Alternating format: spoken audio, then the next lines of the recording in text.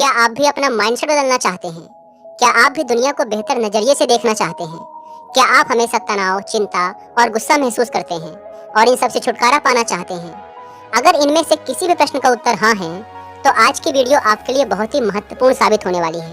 अंत तक ध्यान से सुनिए। एक बार एक गुरु अपने शिष्यों को विचारों की शक्ति के ऊपर प्रवचन दे रहे थे। गुरु कह रहे थे कि अपने दुख के जड़ तक पहुंचे बिना उसे खत्म कर पाना असंभव है और इसके लिए सबसे पहले तो आपको अपनी सोच, चिंता और आत्मसंदेह को काबू में करना होगा। ध्यान रहे, आपकी सोच आपकी कल्पना से भी ज्यादा शक्तिशाली होती है और आपका मन आपकी असल खुशी का सबसे बड़ा दुश्मन होता है। ऐसे में जरूरत है आपको अपने सोच और विचारों को बदलने की। गुरु ये सब बोल ही रहे थे कि तभी एक शिष्य खड़ा हुआ और उसने गुरु से कहा, गुरुदेव, अगर दुख दर्द महसूस करने से बचने का तरीका है तो फिर दुनिया में इतने सारे लोग दुखी क्यों हैं?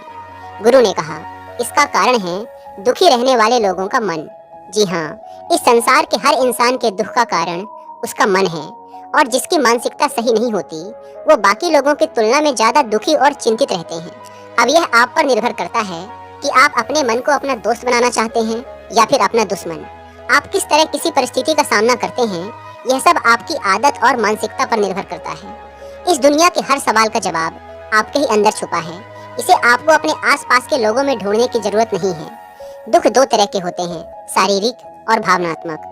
शारीरिक समस्याओं से पूरी तरह से बच पाना तो असंभव है, क्योंकि किस समय आपके साथ क्या होने वाला है इसे आप नियंत्रित नहीं कर सकते हैं। लेकिन भावनात्मक दुखों से बचा जा सकता है, जो पूरे तरीके से इस बात पर निर्भर करता है कि आप अपने भावनात्मक दुखों की तरफ कैसी प्रतिक्रिया देते हैं। आप या तो उस दुख को हद से ज्यादा महसूस करेंगे या फिर उसके पार चले जाएंगे। चुनाव आपका है।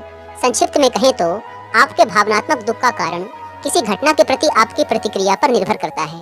आपके भावनात्मक दुखों की शुरुआत तब होती है जब आप एक नकारात्मक स्थिति को अपने दिमाग में लंबे समय तक बैठा के रखते हैं। यानी वास्तविक दुनिया में वो परेशानी उतनी बड़ी नहीं होती है जितना बड़ा आप उसे ज्यादा सोच कर बना देते हैं। हर इंसान के जीवन में हर दिन बहुत सी बुरी चीजें घटित होती हैं, जिनका कुछ लोगों पर बहुत थोड़ा असर होता है, जबकि कुछ लोग बहुत उदास और तनावग्रस्त हो जाते हैं। यहाँ पर एक बात जान लीजिए कि हर घटना के बाद अच्छा महसूस करने और दुखी होने के बीच का फर्क इस बात पर निर्भर करता है कि आप उस परिस्थिति को कैसे संभालते हैं। अगर आपने जान लिया कि मन कैसे काम करता है, तो आप यह भी जान जाएंगे कि आप खुशी पाने के लिए इसका इस्तेमाल कैसे कर सकते हैं और इस तरह आप अपने भावनात्मक दुखों से हमेशा हमेशा के लिए छुटकारा पा सकते हैं। शिष्यों ने गुरु से अगला प्रश्न किया, गुरुदेव, इंसान के दुख का असल कारण क्या है? गुरु ने उत्तर देते हुए कहा, हमारे विचार बहुत शक्तिशाली होते हैं, इतने कि वो हमारी किसी भी सोच को वास्तविकता में बदल सकते हैं। दुनिया में ज्यादातर लोग खुद को और अपनी किस्मत को कोसते हैं कि आखिर वो इतने गरीब, बीमार और दुखी क्यों हैं, जबकि वह यह भूल जाते हैं कि वो आज जैसे भी हैं उनके खुद के बीते हुए कल के विचारों की वजह से हैं। पहले तो ये जानना जरूरी है कि नकारात्मक विचार वाले लोग होते कैसे हैं। असल में उनका जीवन निरर्थक होता है। वो हमेशा गुस्सा, डर, चिंता और अविश्वास में जीते हैं, जिसकी वजह से वो अक्सर अजीबोगरीब स्थिति में फंसकर गलत फैसले ले लेते हैं। इसके विपरीत सकारात्मक विचार वाले लोग खुशी, प्रेम, समृद्धि, सुख और सफलता को अपनी ओर आकर्षित करते हैं। उन्हें देखकर ऐसा लगता है जैसे सब कुछ उनके नियंत्रण में है। हाँ, निश्चित रूप से उनके जीवन में भी उतार चढ़ाव आते हैं, लेकिन वो फिर भी हर मिलने वाली चीज के प्रति शुक्रगुजार रहते हैं। अब जैसे दो लोगों की परिस्थितियां एक जैसी होते हुए भी वो अलग अलग महसूस करते हैं। जैसे एक व्यक्ति इस बात के लिए शुक्रगुजार हो सकता है कि उसके पास रहने के लिए एक घर है, वहीं दूसरा इस बात को लेकर दुखी हो सकता है कि उसका घर उतना बड़ा नहीं है जितना वो चाहता था। मतलब साफ है कि हमारी खुशी और दुख सीधे तौर पर हमारी सोच और नजरिए पर निर्भर करता है। हकीकत और उसके प्रति हमारा नजरिया दो अलग अलग चीजें होती हैं। बाहरी हकीकत सबके लिए एक होती है, जबकि इसके बारे में अलग अलग इंसान का नजरिया अलग अलग हो सकता है। चलो इसे एक उदाहरण से समझते हैं। एक नौजवान भिक्षु को ध्यान करते समय एकाग्रचित होने में परेशानी होती थी। हर बार ध्यान करते समय किसी न किसी कारण से उसका ध्यान भटक जाता था और वह काफी क्रोधित और निराश हो जाता था। शांति की तलाश में उसने एक दिन एक झील के बीचों बीच नाव में बैठकर ध्यान करने का निश्चय किया। पहले 2 दिन तो भिक्षु को बहुत सुकून मिला। ध्यान करते समय उसका मन बिल्कुल शांत और एकाग्र था। लेकिन तीसरे दिन उसकी शांति तब भंग हो गई जब ध्यान करते समय एक दूसरी नाव उसकी नाव से आकर टकरा गई। उसने गुस्से से अपनी आंखें खोली, लेकिन सामने उसका गुस्सा देखने के लिए कोई था ही नहीं, क्योंकि दूसरी नाव तो खाली थी, जो हवा के बेग और लहरों के कारण भिक्षु की नाव से आकर टकरा गई थी। अब वह शर्मिंदा हो गया और उसका क्रोध भी शांत हो गया, क्योंकि उस जगह पर उसका गुस्सा देखने वाला ही कोई नहीं था। तब उसे समझ आया कि उसका ध्यान आसपास की घटनाओं के कारण नहीं, बल्कि उन घटनाओं के प्रति उसकी प्रतिक्रिया के कारण भटक रहा था। उसके हद से ज्यादा सोचने की वजह से भटक रहा था। आपके साथ जो कुछ भी घटित होता है वह कभी आपके दुख का असल कारण नहीं बनता, बल्कि आप उस घटना के बारे में कैसा सोचते हैं, कैसी प्रतिक्रिया देते हैं, वो आपके सुख और दुख को तय करता है। हमारी सोच हमारी भावनाओं को नियंत्रित करती है। अगर हम नकारात्मक सोचेंगे तो हमें बुरा लगेगा, और अगर हम सकारात्मक सोचेंगे तो हमें अच्छा महसूस होगा। आप अपने दुख, दर्द या तकलीफ का दोष अपने आसपास की घटनाओं और लोगों को नहीं दे सकते हैं। बस यही जीवन के उतार चढ़ाव और सुख दुख का सार है। अपने जीवन को मुश्किल बनाने वाले आप खुद ही हैं।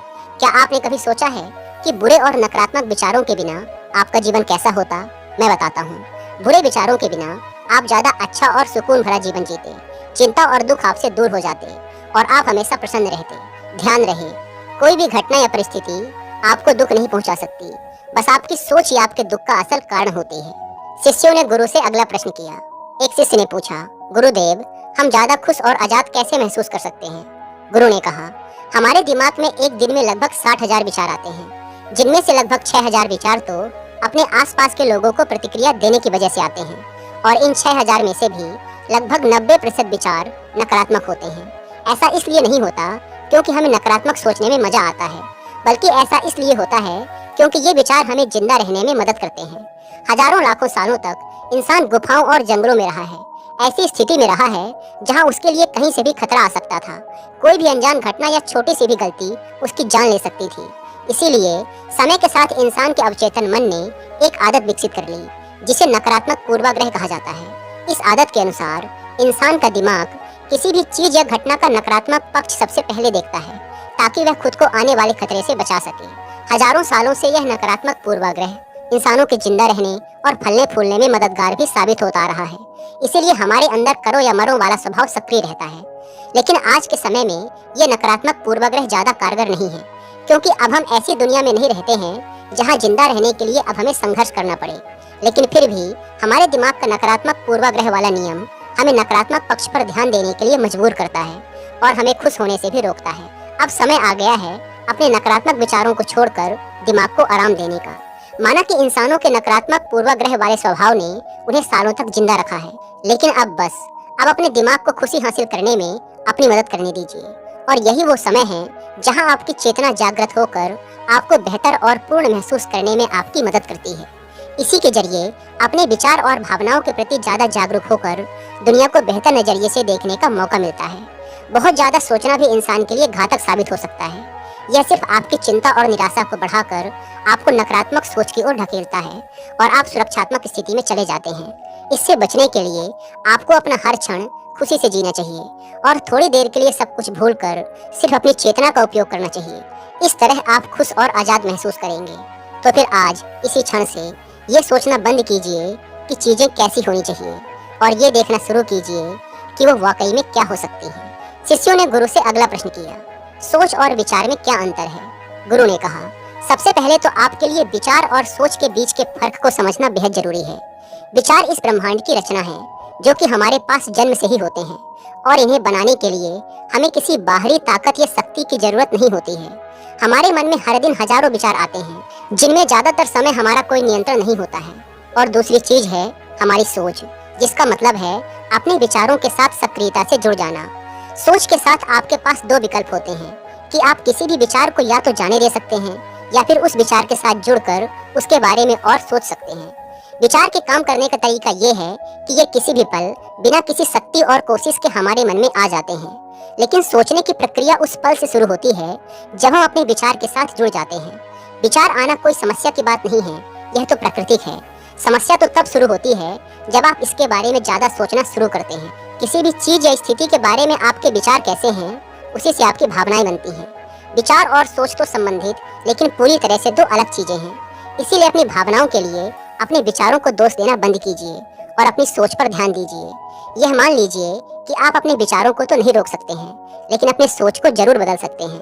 अच्छे विचारों के बारे में सोचिए और याद रखिए कि आप किसी ऐसी चीज को लेकर दुखी नहीं हो सकते हैं जिसके बारे में आप सोचते नहीं हैं। शिष्यों का गुरु से अगला प्रश्न, हमारी सोच हमारी भावनाओं पर कैसे असर डालती है और इसे रोकने के लिए हम क्या कर सकते हैं? गुरु ने कहा, नकारात्मक भावनाएं आमतौर पर तब पैदा होती हैं जब आप किसी चीज के बारे में बहुत ज्यादा सोचते हैं।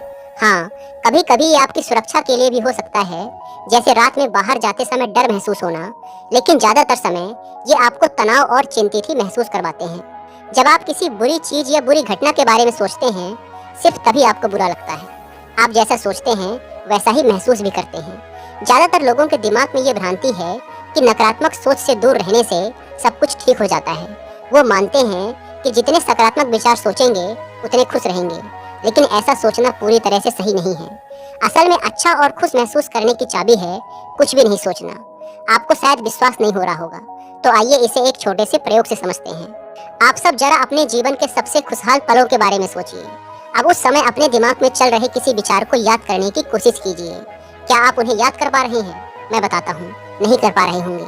आपको याद ही नहीं होगा कि आप उस क्षण क्या सोच रहे थे, क्योंकि उस समय आपके दिमाग में कुछ भी नहीं चल रहा था। आप बिल्कुल भी नहीं सोच रहे थे, आप बस उस पल को जी भर के जी रहे थे।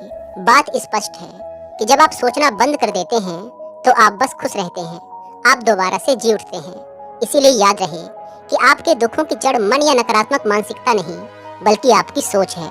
आज अभी इसी क्षण से किसी चीज या परिस्थिति को अपने अनुसार बदलने की तनावग्रस्त प्रक्रिया से अपने दिमाग को आजाद कीजिए, और जो जैसा है उसे वैसा ही स्वीकार कीजिए। एक मंत्र जान लीजिए, आप जितना कम सोचेंगे उतना ज्यादा खुश रहेंगे। शिष्यों ने गुरु से अगला प्रश्न किया, ज्यादा सोचना कैसे बंद करें? गुरु ने कहा, ज्यादातर लोगों को यह लगता है कि सोचना बंद करने के लिए उन्हें अपने विचारों को आने से पूरी तरह रोकना होगा, लेकिन यह नामुमकिन है।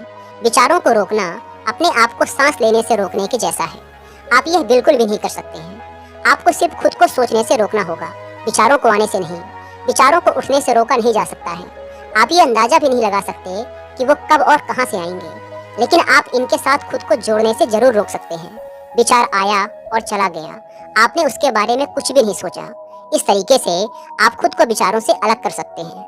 हाँ, इसका यह मतलब भी नहीं है कि आप पूरी तरह से सोचना ही बंद कर दीजिए। मस्तिष्क सोचने के लिए ही बनाया गया है और यह हमारे स्वभाव में होता है। आप वास्तव में तो सोचने से खुद को भी नहीं रोक सकते। तो सवाल यह है, फिर आप क्या कर सकते हैं? आप यह कर सकते हैं कि आप सोचने में लगने वाले समय को कम कर सकते हैं, और इस प्रक्रिया में पहला कदम जागरूक होना होता है। आपको यह जरूर पता होना चाहिए कि आपको कब खुद को ज्यादा सोचने से रोकना है। ज्यादा सोचने का सबसे आम लक्षण तनाव और असहज महसूस करना होता है। तनाव और असहजता जैसी भावनाएं आमतौर पर तब आती हैं जब आप किसी स्थिति के बारे में हद से ज्यादा सोचते हैं। जब भी आप खुद को कुछ ज्यादा ही सोचते हुए पाएं, तो तुरंत अपने आप को इससे अलग कर लीजिए। एक गहरी सांस लीजिए, अपने विचार से दूर हो जाइए और अपने दिमाग को शांत होने दीजिए। आइए इसे एक उदाहरण से समझते हैं। मान लीजिए कि आपके पास एक कटोरी गंदा पानी है। अब इस पानी को साफ करने के लिए आप क्या करेंगे? क्या आप इसे उबालेंगे या छानेंगे? ज्यादातर लोग या तो इसे उबालेंगे या छानेंगे, लेकिन इन सबसे आसान यह है कि आप अपने आप पानी की गंदगी को नीचे बैठने दीजिए। कटोरी को शांति से रख दीजिए। ऐसा करने से गंदगी नीचे जम जाएगी और पानी अपने आप साफ हो जाएगा। ठीक यही नियम हमारे दिमाग के लिए भी लागू होता है। ज्यादातर लोग अपने दिमाग को शांत, स्पष्ट और खुश करने के लिए मुश्किल रास्ता खोजते हैं, जबकि आसान रास्ता हमेशा हमारे सामने ही होता है। देखिए, नकारात्मक भावनाएं सिर्फ और सिर्फ सोचने की वजह से ही पैदा होती हैं। जब हमारा मन अशांत या परेशान होता है तो हम सोचने लगते हैं, जबकि ऐसी स्थिति में आपको शांति से बैठ जाना चाहिए और अपने दिमाग को शांत होने देना चाहिए, ठीक उस कटोरी के गंदे पानी की तरह। ध्यान रहे, जितना ज्यादा आप अपनी सोच से लड़ने की कोशिश करेंगे, उतनी ही आपकी भावनाएं मजबूत होती जाएंगी, खासकर नकारात्मक भावनाएं। इसीलिए अपने दिमाग को अपने आप शांत होने दीजिए। ऐसा हो जाने के बाद आप धीरे धीरे अपने विचारों को पहचानिए और उनसे दूर होते जाइए। अंत में आप एक ज्यादा स्पष्ट और शांत मन पाएंगे। ध्यान रहे, ज्यादा सोचने की आदत से कम सोचने और खुश रहने की आदत को अपनाने के दौरान तनाव बिल्कुल भी मत लीजिए। सोचना बिल्कुल सामान्य बात है, लेकिन इसमें बहुत समय बिताना हानिकारक है। इसीलिए अपने हर पल को ज्यादा से ज्यादा जीने की कोशिश कीजिए। सोचने में समय बर्बाद मत कीजिए। हमेशा याद रखिए कि शांति पहले से ही आपके अंदर मौजूद है। आपको बस सोचना बंद करके इसे महसूस करने की जरूरत है, और यकीन मानिए, एक शांत मन आपको शांत और सफल जीवन की ओर ले जाएगा। शिष्यों ने गुरु से अगला प्रश्न किया, क्या हम बिना सोचे जिंदा रह सकते हैं? गुरु ने कहा, अपने जीवन के उस पल के बारे में सोचिए जब आप अपने काम में पूरी तरह से ध्यान मग्न थे। वो समय जब आप अपने काम में इतना ज्यादा खो गए थे कि आपको अपने आसपास की ही कोई सुध नहीं थी। क्या आपको याद आया? आप जरा उस क्षण के अपने विचारों के बारे में सोचिए। क्या उस समय आपके दिमाग में कोई विचार था? मैं बताता हूँ, नहीं होगा, क्योंकि व्यस्तता के पलों में आप एक अलग ही अवस्था में चले जाते हैं, अपने काम में पूरी तरह से रम जाते हैं, और इसे ही अपने काम के साथ एक होना या प्रवाह की अवस्था कहते हैं। और यह तब होता है जब आपको अपने काम से बहुत प्रेम होता है, और इस स्थिति में आप सभी विचार और भावनाओं को भूल जाते हैं। जब कोई इंसान प्रवाह की अवस्था में होता है, तब उस इंसान का ध्यान इतना गहरा होता है, यानी कि वो इंसान अपने काम में इतना मग्न होता है कि उस इंसान के दिमाग में उसकी उपस्थिति ही खत्म हो जाती है, यानी कि उन्हें खुद की मौजूदगी का भी पता नहीं रहता। इस अवस्था में ना तो आपको भूख लगेगी, ना ही प्यास, ना ही गर्मी और ना ही सर्दी। इस अवस्था में आपकी एकाग्रता चरम सीमा पे होती है, और इस अवस्था में आप जो भी काम कर रहे होंगे वो अपने आप होने लगता है, क्योंकि इस स्थिति में आपका अवचेतन मन काम कर रहा होता है और आप सिर्फ अपने काम पर ध्यान देते हैं। यह एक विचार शून्य अवस्था होती है, जहाँ विचार, चिंता और संदेह के लिए कोई जगह नहीं होती है। समस्याओं का काम ही हमें शांति और खुशी के रास्ते पर जाने से रोकना है, और किसी समस्या को पैदा करने में हमारी सोच और चिंता अहम भूमिका निभाते हैं। इतना अहम कि कोई घटना जितनी बुरी नहीं होती है, ये उसे हमारे दिमाग में उससे भी बुरा बनाकर हमें डराते हैं। हो सकता है आज के बाद अपनी आदत में बदलाव लाकर आप ज़्यादा सोचना और चिंता करना कम कर दें। आप नकारात्मक भावनाओं को महसूस करना कम कर देंगे, लेकिन आपका दिमाग फिर आपको सोचने और चिंता करने पर मजबूर करेगा। और ऐसा सिर्फ इसलिए होता है क्योंकि आपका दिमाग नए अभ्यासों से अनजान है। जीवन की शुरुआत से आप जो कुछ भी कर रहे हैं वो है सोचना और चिंता करना। अब जब आपने उन्हें अपने दिमाग से हटा दिया है तो आपको असहज और अजीब महसूस होगा, और जब दिमाग में कुछ नहीं होता तो कुछ गलत लगना स्वाभाविक होता है। ऐसे में आपको इस प्रक्रिया पर और खुद पर विश्वास करने की सबसे ज़्यादा ज़रूरत है। आप अपने दिमाग को बेवजह की चिंता और सोच से मुक्त ही रखिए। यकीन मानो, यह जरूर काम करेगा। जिसके बारे में हमें पता नहीं होता उससे डर लगना स्वाभाविक है। जैसे विचार शून्यता की अवस्था से आपका दिमाग अनजान होता है, लेकिन यही वो अवस्था है जहाँ सबसे ज़्यादा अनुभव और मौके मिलते हैं। यही वो अवस्था है जहाँ आप एक बेहतर इंसान के रूप में विकास कर सकते हैं। अब आपको फिर से उन बुरी आदतों में पड़ने की जरूरत नहीं है जो आप में पहले थी। आपका दिमाग तो जानी पहचानी चीज़ों की तलाश करेगा ही, ठीक वैसे जैसे परदेश में जाकर हम अपने देश के लोगों की तलाश करते हैं। लेकिन आपको अपने इरादे में अडिग रहना है, और अगर आप खुद को बार बार असफल होते हुए पाते भी हैं तो घबराने की बात नहीं। गलतियां भी इंसान के जीवन का ही हिस्सा होती हैं, बस आपको रास्ता पकड़ कर रखना है और कुछ नहीं।